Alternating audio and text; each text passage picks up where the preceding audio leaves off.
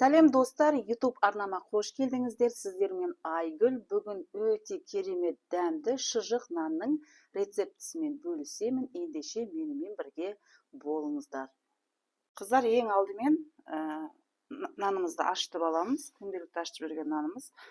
Яғни мен 4 табаға нан илейін деп жатырмын, нан ашытайын деп жатырмын.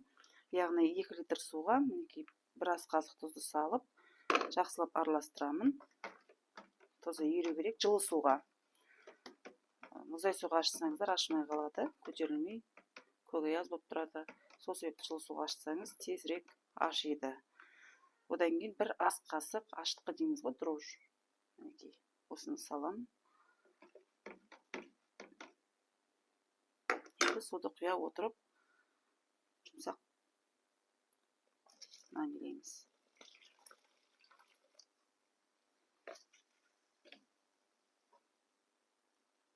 Қамырымыз дайын. Бетін жауып, орап қоямыз. Мінекей бір таба шығатын қамырды алдым. Ашыған қамыр, мінекей әдемі ашыған. Енді осының үстіне, мінекей шұжық. Іш майды шыжғырған кезде осында шұжық қалады. Сол себепті шұжық дейді, кейбір жерде шұжық деп атайды екен. Осы шұжықты нанның үстіне саламыз. Біздің бала күнімізде анамыз осында жасап беретін. Қазіргі балалар чипсы жесе, біз осында шұжық нан жейтінбіз. Мынаны алмастырып.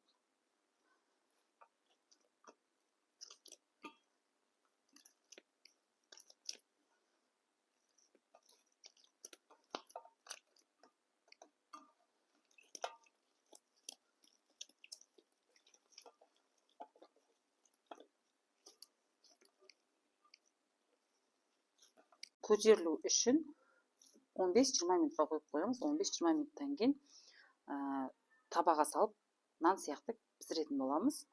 Негізі шұжық нанды далаға отқа пісірген өте дәмді болады. Сол себепті мен далаға пісіремін.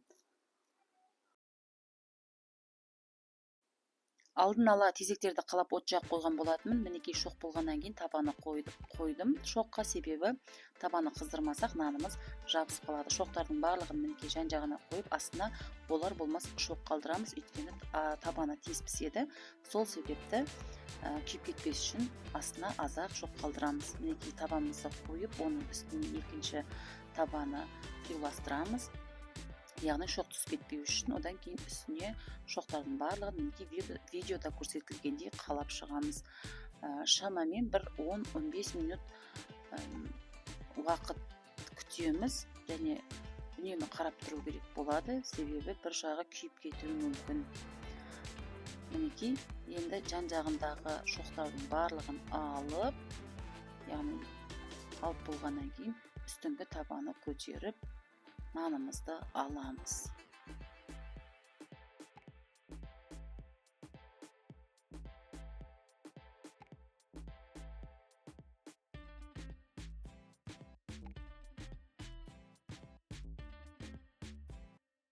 Мінекей балалық шағымның дәмі, шұжық нанымыз дайын.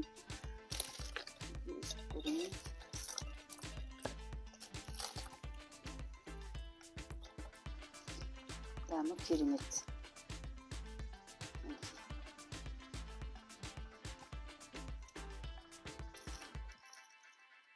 Сіздер де үй жағдайында жасап көріңіздер. Сіздермен болған Айгүліктің асханасы, арнама жазылуды ұмытпаңыздар.